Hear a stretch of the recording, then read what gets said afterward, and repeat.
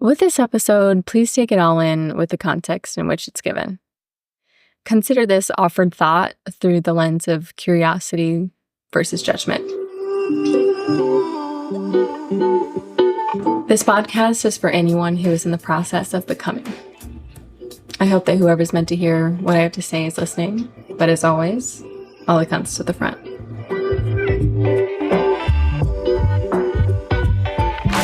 So I read this article one time that made me completely think differently about how I interact with kids. There's this woman, a mom, who wrote the article, and she was with her child at an indoor playground, and her child was playing with a toy. She's sitting off to the side watching, right? This other kid comes up to her child, wants to play with his toy. And the kid, her child's not giving it up. So the other child's mom comes over and is like, my kid wants to play with your toy, your kid's toy. And the author was saying he can have it when he's done playing with it. And this mom, passive aggressively, while taking her kid's hand away, is like, I guess their parents don't teach them how to share. Or don't teach them to share, and walks away passive aggressively, just basically talking shit to her kid, indirectly to the mom. She goes on to basically talk about the correlation of children who become young adults, who become fully grown adults, that have the thought process that if I ask somebody for something, they're supposed to give it to me just because I'm asking. So just think about that. It's like teaching that by demanding something that you're going to receive it. That the other child or other person should just give up what you want for the sake of you wanting it. It kind of teaches them to undermine the ability to assert themselves, and that saying no is not respected. And it's not lost on this woman that these are also the pitfalls of being taught to be a good girl. Because good girls are nice. Good girls say yes. Good girls are amiable, right? And then they become women who get metaphorically or physically trampled over later in life. I remember before, I remember the little wild woman to be before I changed myself to what society wanted. I remember I just gave into pressure.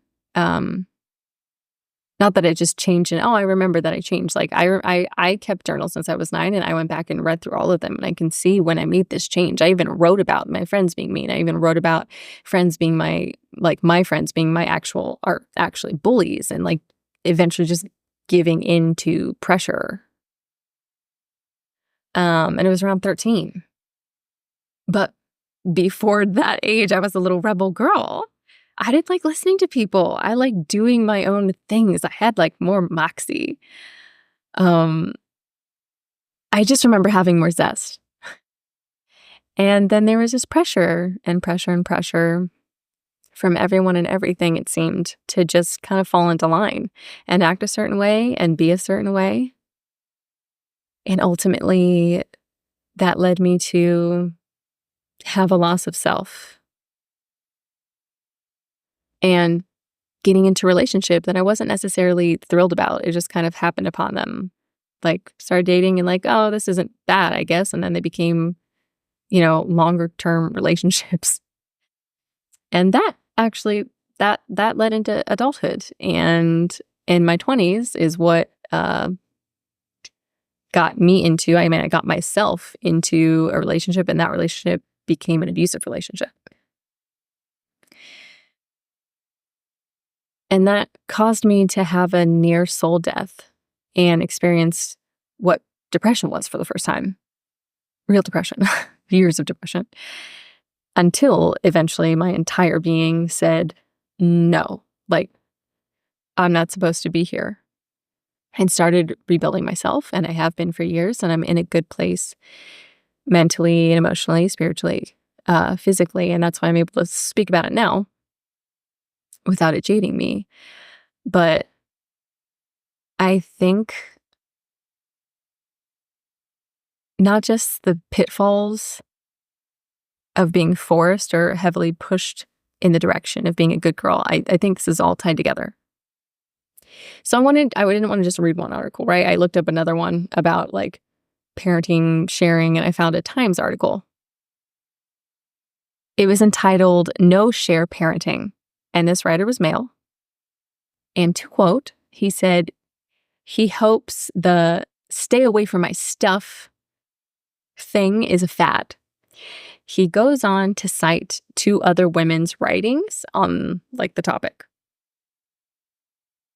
And that the message that the child is entitled to stuff because they're around it is absurd, even though it's backed by psychological research, like by psychology. So he cites these articles and thinks that forced turn taking and sharing is absolutely the right thing to do. And it has nothing to do with the egos of parents, but it's what's best for the children. Then he goes on and he tells a story about being at like a kid's birthday party and that there were toys. And of course, there was like disputes about the toys among the kids. And he said that all the parents jumped in and forced them to take turns, kind of poking or like making fun of these other writers that he was citing in this article. And he said that it wasn't the parents' egos and it was just the right thing to do. And everyone felt it was the right thing to do and everything was fine, which is another point of view. I don't necessarily agree. But now I want to go from a like writing examples to a real life example that I listened to another podcast. I wish I could. I don't remember the name of the podcast. I would love to cite it.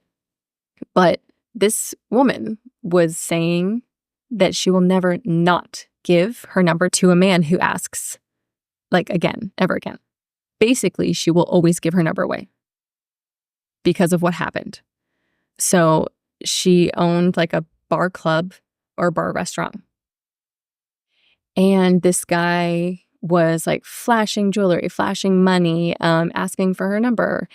And she said no. And he kept asking, started like verbally harassing her.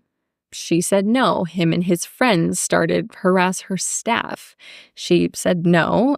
Then they like threatened to refuse to pay until she gave him her number. They ended up like harassing the entire staff, breaking things, furniture, and creating a really unsafe environment and probably traumatic experience for a lot of people. But this is another example of what can happen in adulthood if we're taught that people should just give us things when we ask for them, simply for the fact that we want them. Now, I don't want to go into like deep triggering topics, but I think you can understand where that can go when it comes to men who are turned down for numbers, women who are alone or walking home alone, women who say no to anything that's sex related. Like this is how I don't think it's too far off for me to just offer the thought that this is how rape happens sometimes. And I won't get heavily into that topic because I know it's a very triggering topic for a lot of people, but it is essentially in some people's minds, if I want it, I get it because I want it. There's never any rhyme or reason, but I just thought like that article made me think so heavily about one little tiny seed in somebody's mind, a child's mind that grows to become, a grown adult who is going to throw a fit if they don't get something or don't get it their way. When it can be something as small as like a present, but as big as and life-changing as something atrocious, like I mentioned. So I did my own research. I looked at developmental psychology, and they basically emphasize the importance of autonomy in early childhood for healthy self-esteem and boundary setting in adulthood. And that kids learn through intrinsic motivation instead of force, and that's more effective in fostering positive social behaviors. AKA, they're watching what other people do and they're modeling it instead of being forced to do what parents want them to do. So there are some studies in development that suggest that empathy arises naturally when they're given freedom to choose how they interact with others. I learned that some forced turn-taking or sharing can lead to over-accommodation later in life.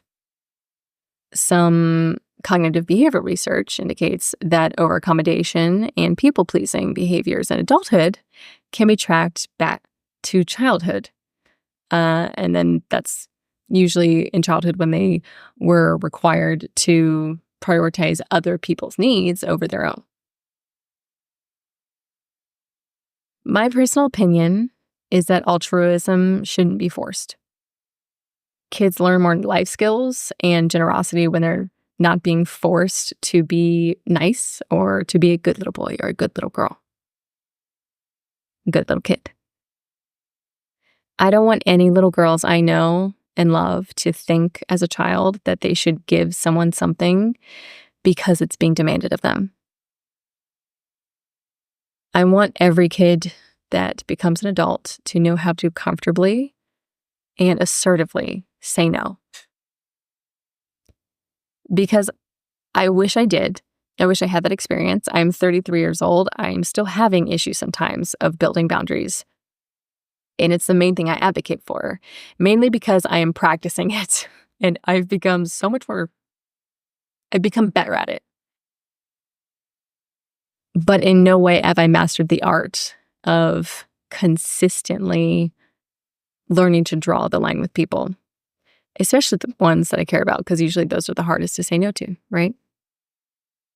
In all honesty, I don't think I would have stayed in a relationship that turned into an abusive relationship as long as I did, if I learned that. I think modeling behavior is the most powerful teaching tools that affected me. And I believe in kindness and teaching others to be kind. You know, the coaches I respected the most over my entire life, being an athlete, like swimming and soccer and volleyball, the coaches I respected the most were the ones that did the workouts with us and did it better than us. I believe in modeling behavior as a tool. I believe in kindness, and I believe in teaching others to be kind.